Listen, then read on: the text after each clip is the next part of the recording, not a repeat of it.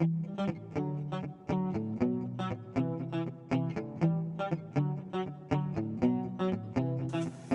to this episode of Brett.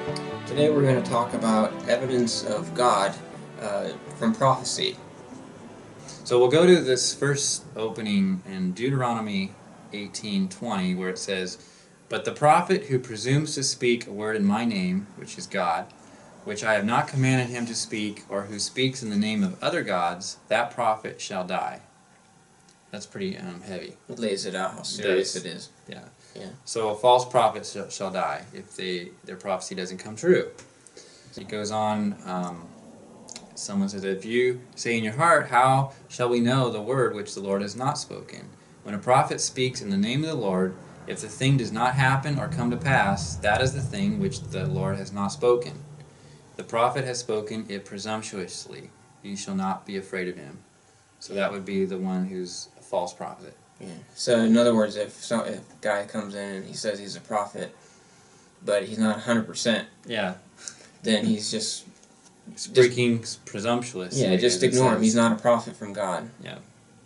And I believe you have an opening prophecy you wanted to bring up. Well, there's one in Daniel 9:25 through 26, and this is the one where Daniel proclaims when the Messiah would show up and begin his ministry in Israel. And I won't go into detail about the whole thing, but basically he proclaims when the Messiah would start his ministry, and it had to do with when Jerusalem, the order was to restore and rebuild Jerusalem, and it was 483 years from the issuing of the decree to rebuild Jerusalem. And to the day it was when Jesus began his ministry. And I mean, if you... Do we have a verse for that? Yeah, well, I have the verse for where Daniel gives the prophecy. That's Daniel 9:25-26. And the odds of that actually being true is like 1 in 10 to the, 20th or something like that. And of course this prophecy, everything came true to the letter, 100%. How do we know that it came true? Because we can look through history. Okay. And we can say, yeah, this happened, this is when Jesus came there. I see. And but we don't have an actual date in Scripture, though, do we? there is a way within a year to find out when the decree to rebuild Jerusalem went forth. Okay. And so then you can calculate when did Jesus show up, to start his ministry. Yeah. And you can actually know the number of years, and it's exactly what Daniel said it would be. And of course Daniel's like 400, 2,000 years or something? Before. Yeah, he's 500 years before this happened, so there's no way he could know this. No. That this guy named Jesus would start his ministry at this exact time. Didn't know who he was even. Didn't know who he was. He just knew there was a Messiah. Right. And he said, and then he also predicts when he's going to be cut off, which is, crucified, as we know. He predicts the time when he would be cut off. And How close was he on that? He was exactly dead on right. So, another one here is in about 700 BC, the prophet Micah named Bethlehem as the place that the Messiah would be born. And of course we know that Jesus was born in Bethlehem. We have a scripture here in Matthew 27:9 that says, "Then was fulfilled what was spoken by Jeremiah the prophet, saying, and they took the 30 pieces of silver, the value of him who was priced, whom they of the children of Israel priced." And you have a reference in Zechariah that mentions sort of the same thing. Well, Zechariah is where this prophecy came from, Zechariah 11. Yeah, and many people might say, well, Zechariah, Jeremiah, those are two different people, so what's going on? Why Jeremiah is he mentioned here? That means they got the books wrong.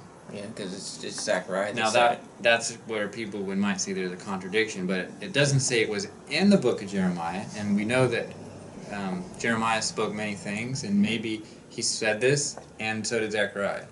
Yeah. So it doesn't say that Jeremiah wrote it. He says he Right. said it, saying. Yeah. But that's something that They probably both said it. they probably both said it. Jeremiah wrote it. So it's more information that we're given. Yeah. And many people that are try to find contradictions in the Bible will say that information is missing, therefore it's not true. Yeah. Like Peter and John going to the tomb. Yeah. Saying John's there, but Peter must not. Right. It's just he didn't mention one doesn't mean that he Yeah. wasn't there. So, let's continue here. Here's another one here. Some 400 years before crucifixion was invented, both King David and the prophet Zechariah described the Messiah's death in words that perfectly depict the mode of execution. And it basically depicts a crucifixion, being pierced and broken and so forth. And of course, as I said, crucifixion hadn't even been invented during the time of this prophecy. So that's an amazing thing.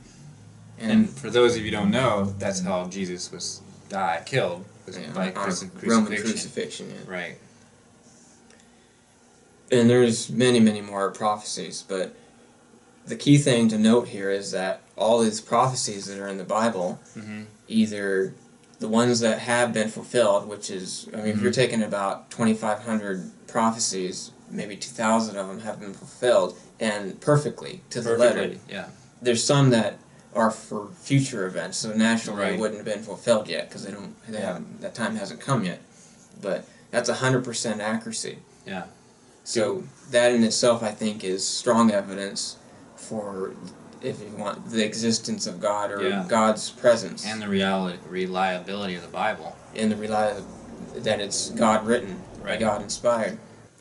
Okay, so we could probably go on and on about, evidence that God is real and exists just by prophecy, because there's so many prophecies in the Bible that are fulfilled perfectly. Right. But I mean, for lack of time and stuff, we could spend hours on it.